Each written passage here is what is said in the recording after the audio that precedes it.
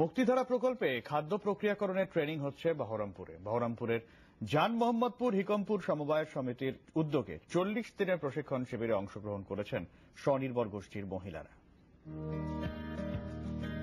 মুর্শিদাবাদের আম সে তো জগৎ বিখ্যাত, কিন্তু সে তো কয়েক মাসের ব্যাপার। নবাবদের সময় নবাবরা নিজেদের জন্য নানা কায়দা করে অসময়ের জন্য পাকা আম রেখে দিতেন, কিন্তু অসময়ে আম আদমির আমের ব্যবস্থা কোনো কালেই ছিল না।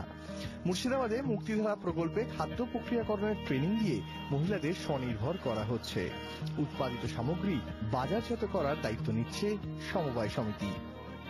আজকে আমরা মুক্তিধারা প্রকল্পের একটা ট্রেনিং হচ্ছে, সেই ট্রেনিংটা হচ্ছে ফুড প্রসেসিং নিয়ে। মুর্শিদাবাদ জেলা বিভিন্ন ফলের জন্য বিখ্যাত, মূলত আম এখানকার বিশ্ববিখ্যাত, কিন্তু আমের সিজন যখন পার হয়ে যায় তখন তার আম পাওয়া যাবে না।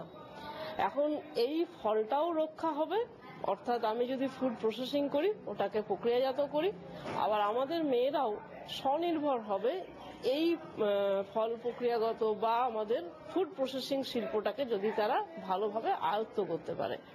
ওদেরকে স্বনির্ভর করাই আমাদের উদ্দেশ্য।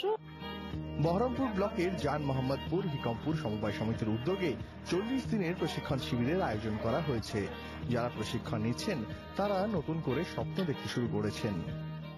আমরা যে আচারটা তৈরি করছি, তো সবাই গ্রুপে সকল সদস্য যারা আছে তারাই আমরা ভাবছি যে এই আচারগুলো তৈরি করার পর আমরা সিদ্ধান্ত নিব যে আমরাও বাজারে হয়তো বিক্রি করার চেষ্টা করব, বা শিখে আমরা 10 জনকে শেখাতেও পারবো, এরকম উপকরণ হচ্ছে। আর আচারগুলো শিখে আমাদের ভালোই লাগছে বানানো, যেগুলো শিখাচ্ছে আমাদের যারা আছে সদস্যরা, তারা যারা শিখাচ্ছে আমাদের ভালোই লাগছে শিখে।